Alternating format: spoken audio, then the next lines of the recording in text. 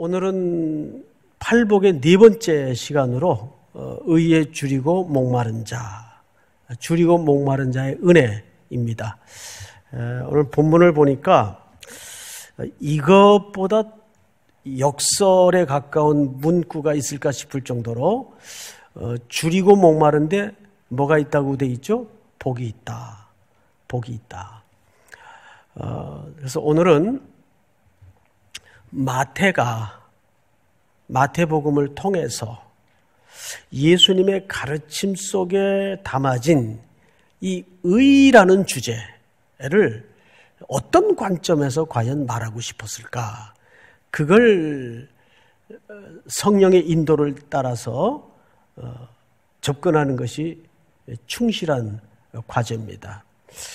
이 시대가 이제 두 가지 단층이 있는 시대죠.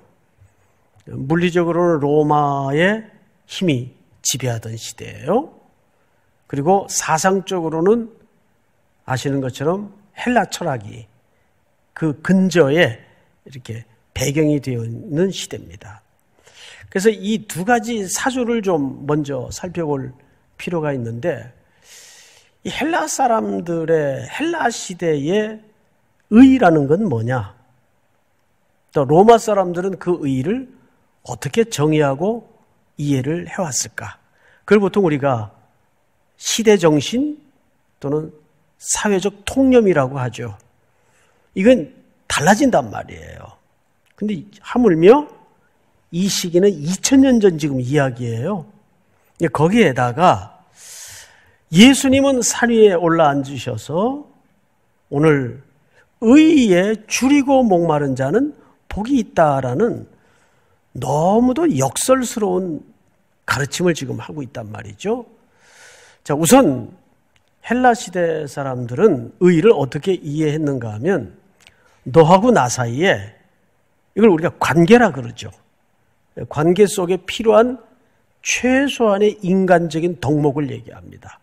그런데 그런 사상에 쩌들어 있던 시대의 사람들에게 예수님이 의에 줄이고 목마른 자는 복이 있다. 그리고 저희가 특별히 배부름을 얻을 것이다. 이게 도대체 무슨 소린가를 드러내는데 그렇게 만만한 작업이 아니더라고요. 쉽지 않더라고요. 그래서 우리는 가까이 있는, 어쩌면 마태가 가장 모든 복음서를 집약한 문장 하나가 있어요. 한번 띄워주실까요? 마태복음 6장.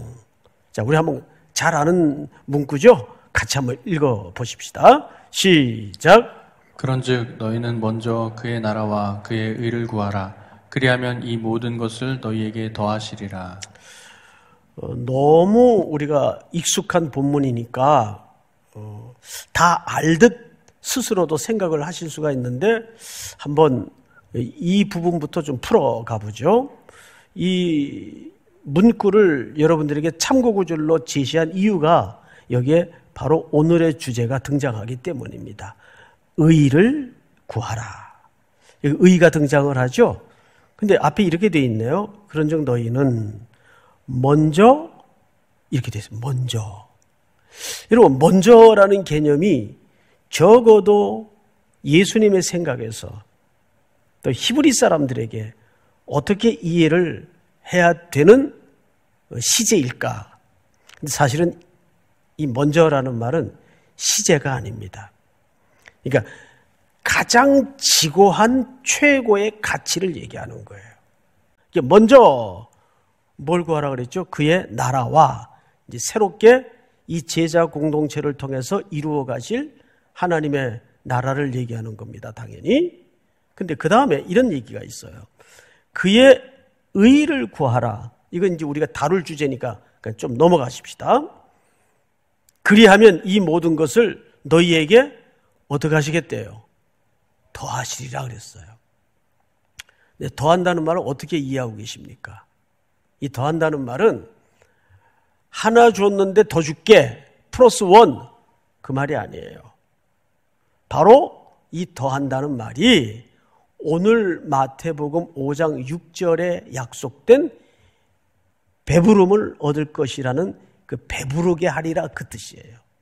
그러니까 충족하고 배부르게 한다 그 뜻입니다. 이 더하게 하리라라는 말이.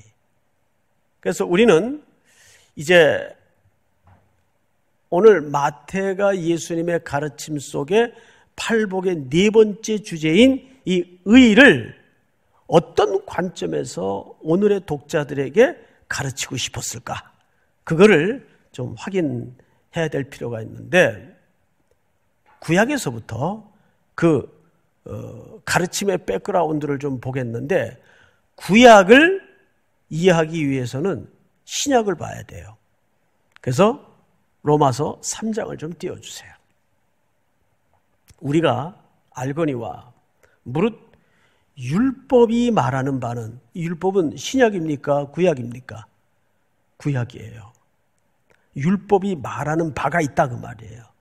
그러면 율법은, 아니 구약 성경은 도대체 뭘 말하고 있는 책일까? 그 얘기예요. 자, 구약을 율법이라고 표현했죠? 율법은 왜 줬어요, 우리에게? 이게 좀 큰 담론인데, 하나님이 율법이라는 책을 우리에게 왜 줬나 그 말이에요. 왜 줬어요?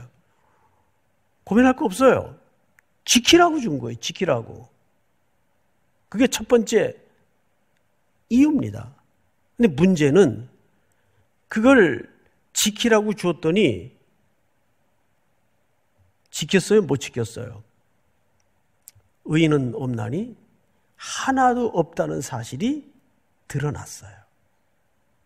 그래서 성경을 보니까 율법이 말하는 바는 율법 아래 있는 자들에게 말하는 것이니 이는 모든 입을 막고, 이 모든 입을 막았다라는 말은 하나님이 모두 마스크를 씌워놨다 그 말이 아니에요. 입을 막았다는 말은 이런 뜻입니다. 하나님이 지키라고 제시한 율법의 거룩한 의로운 수준에 이르를 자가 없이 전부 진노 아래 죽을 수밖에 없는 실력과 수준이 드러났다 그 말이에요. 그 입을 틀어 막았다 그 말이에요. 자, 그런데 그 입을 막고 온 세상으로 하나님의 심판 아래 있게 하려 함이라. 이 말은 하나님이 그렇게 만들었다는 얘기가 아니라 백성들이 지키라고 준 율법 앞에 실력이 들통이 났어요. 100점짜리 죄인이라는 사실이 선명하게 드러난 겁니다. 그래서 그 율법을 영어로 뭐라 그래요? 캐논. 캐논이 무슨 뜻입니까? 잣대라는 말이에요. 이게 얼마짜리 죄인인지 잘 몰랐는데 캐논을 들이대 보니까 100점짜리 완벽한 죄인이에요. 그 이야기를 여기서는 하나님의 심판 아래 있게 하려 함이라. 다음 절 한번 볼까요? 매우 중요한 얘기가 하나 있습니다. 우선 여러분들이 전체 한번 같이 읽읍시다. 시작. 그러므로 율법의 행위로 그의 앞에 의롭다 하심을 얻을 육체가 없나니 율법으로는 죄를 깨달음이니라. 네. 그러므로 율법의 행위로 그 앞에 의롭다 하심을 얻을 육체가 없어요. 그래서 로마서 3장 23절에 보면 모든 사람이 죄를 범하였음에 하나님의 영광에 이르지 못하더니 라는 말씀이 있어요. 근데 그 다음 보니까 육체가 없나니, 자 20절, 육체가 없나니 율법으로는 뭘 깨달았대요? 우리가 죄덩어리구나. 내 안에 의라는 게 없구나. 그래서 여러분, 하나님은 우리를 그대로 내버려 두지 아니하시고 죽어라고 그냥 심판 아래서 그냥 죽어라 이러고 내버려 두지 아니하시고 자비로운 하나님께서, 헤세드의 하나님께서 계획을 세우셨어요. 여기서부터 오늘 본론이 드러납니다. 계획을 세우셨는데 그 계획이 뭐냐 하면 하나님의 계획과 생각을 뭐하는 자리까지? 구현하고 행동하는 자리까지가 누구의 의라고요? 하나님의 의라고요. 그럼 그 하나님의 의가 무언가를 오늘 로마서 3장 기자가 이렇게 얘기합니다. 21절. 이제는 율법 외에, 이 율법은 안 되는 거 알았죠?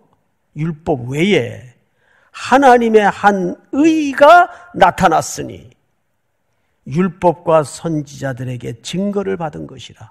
여러분, 여기 율법은 모세의 글을 얘기합니다.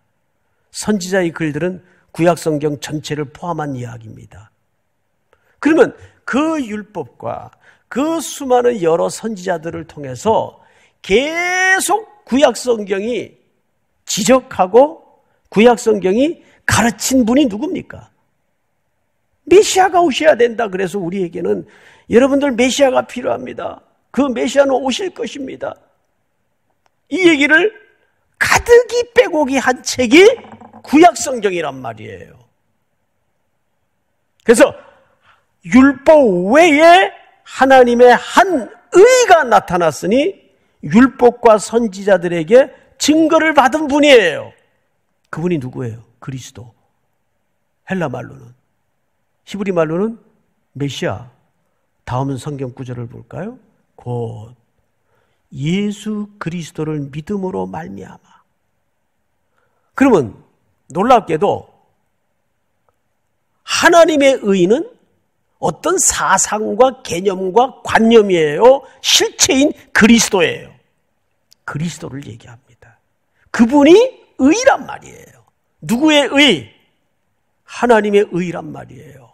여러분, 그러니까 하나님의 계획이, 하나님의 마음이, 하나님의 생각이 구체적으로 나타나고 행동으로 드러난 그 사건이 뭡니까? 십자가의 사건이에요. 십자가의 아들을 죽이시는 사건이에요. 그래서 우리 모든 그리스도인들의 의의 최고의 절정은 어디서 나타난 겁니까? 십자가에서 나타난 거예요. 하나님이 우리를 향하신 자기의 사랑을 확증하셨느니라. 그게 십자가의 사건이에요. 근데 그 의에 어떡하고 어떡한 자? 줄이고 목마른 자래요. 줄이고 목마른 자. 자, 여러분, 줄이다는 말, 목이 마르다는 말은 같은 표현처럼 들려요. 비슷한 표현이긴 합니다. 근데 이것을 명징스럽게 설명한 구약의 사건을 설명드릴게요. 430년간 노예 생활하다가 하나님의 은혜로 6월절 어린 양의 죽음과 피를 힘입어 홍해를 건넜어요. 구원을 받았어요. 그러자마자 광야의 저 가나안을 향한 새로운 길에 들어서자마자 이 200만가량의 히브리 노예들에게 닥쳤던 실질적인 삶의 문제가 뭐였습니까? 목마름의 문제였어요. 기억나시죠? 홍해만 건너면 기와요초 만발한 천국이 당장 눈앞에 펼쳐진 줄 알았는데 아무것도 없는 무서운 광야에 200만가량 전직 노예 출신들이 한 번도 무언가 주체적으로 삶을 살았던 경험이 없는 이 야곱의 후손들이 널려져 있어요. 근데 물이 없어요. 하루 종일 뜨거운 태양은 내리쬐이고 애월은 노약자 할 것 없이 광야를 걸어가야 되는데 당장 물이 없어요. 근데 마침 누군가 앞에서 소리쳐요. 이야! 물이다! 물이다. 그래서 허겁지겁 가란 목을 죽이려고 떠서 입에 댔더니 퇴퇴퇴퇴 써서 먹을 수가 없어요. 아니 발견함만 못해요. 그러니까 더 극렬한 분노가 하늘을 찔러요. 모세 이놈 나와라. 하나님이 살아계시냐? 애굽에는 우리 묻을 무덤이 없어서 여기 끌어내 우리를 죽게 하느냐? 별별 악담을 다 토해냅니다. 그때 하나님께서 모세에게 한 방도를 내죠. 모세야, 한 나무를 지시하십니다. 정관사가 붙어 있어요. 한 나무를 지시하사. 그 정관사가 붙어 있어요. 그리고 그 막 나무를 물에 던지니까 물이 달아졌어요. 물이 달아졌어요. 얼마나 물이 처음에 썼던지 그 물의 이름이, 샘의 이름이 마라, 마라의 쓴물. 마라라는 말은 쓰다, 괴롭다, 그 뜻이에요. 그 인생의 본질적인 삶의 기초입니다. 그런데 한 나무를 지시하사 그 물에 던지니 그 물이, 마라의 쓴물이 달아져 모든 백성들의 목을 축이는 샘터가 되었습니다. 여러분, 그 나무는 뭡니까? 예수님이 결국 어디서 죽어요? 나무 위에서 죽어요. 십자가. 신명기 율법에 나무에 달린 자마다 저주를 받은 자니, 이 율법이에요. 장차 오실 메시아가 어떤 죽음을 맞을 것을 신명기 기자를 통해서, 모세를 통해서 미리 예표한 거죠. 두 가지를 알았어요. 아, 의라는 것은 하나님의 의를 얘기하는데 그 의는 그리스도를 얘기하는 것이구나. 하나님의 계획된 의가 예수 그리스도로 십자가에 꼽혀 나타난 것이 의예요. 그리스도가 의예요. 한 의가 나타나서 우리에게 구원을 준 거죠. 그러면 줄이고 목마르다는 것은 무슨 뜻일까요? 우리가 그분을, 하나님의 의가 되시는 예수 그리스도를 먹고 마시는 것이 줄이고 목마름을 해결받는 방법이에요. 그렇다면 마지막 세 번째로 우리에게는 세 가지 자각이 일어나야 돼요. 첫째. 자, 같이 읽읍시다. 시작. 우리는 날마다 그리스도의 구원이 필요한 존재라는 자각이 들어야 한다. 이게 너무 뻔한 얘기 같은데 우리가 이 뻔하다는 핑계 때문에 이 인식을 늘 잊어버리고 산다는 거예요. 우리가 아침에 눈을 뜨면 인터넷 뉴스로 그 힘으로 하루를 시작하는 것이 아니라 주님, 잠자리에서라도 딱 한마디라도 주님, 오늘도 주님의 구원이 필요한 연약한 존재입니다. 오늘 종일도 나를 구원해 주시옵소서. 오늘도 내 안의 모든 육체적인 소욕을 소멸해 주시고 내가 그리스도의 은혜로 살아가는 그리스도의 구원이 필요합니다. 두 번째. 다 같이 시작. 매일 하나님의 은혜 없이는 살 수 없다는 자각이 있어야 한다. 앞에 얘기하고 별 차이 없을 것 같죠? 우리 벌써 2월 23일부터 시작된 온라인 예배가 오늘 여러분들 만나보니까 이런 생각이 들더라고요. 그새 계절이 바뀌었구나. 그죠? 벌써 초록의 계절이 왔어요. 겨울 끝에서 시작된 이 코로나 바이러스 사태가 이제는 벌써 벚꽃도 지고 초록의 계절이 왔어요. 그래서 2달 한 반여 동안에 우리가 지금 절실하게 느낀 바가 뭡니까? 절실하게 느낀 바가 정말 은혜 없인 우리가 살 수 없구나. 그래서 우리를 저절로 어느 자리로 몰고 갑니까? 세 번째로 무릎 꿇게 만들어요. 저도 이 텅 빈 공간에서 목사님들하고 예배 드릴 때는 마음이 답답해요. 답답했어요. 목사님들이 답답하다는 얘기가 아니라 그 상황이 답답했어요. 그래도 듬성이긴 해도 이렇게 여러분들과 함께 오늘 예배 드리니까 정말 살 것 같아요.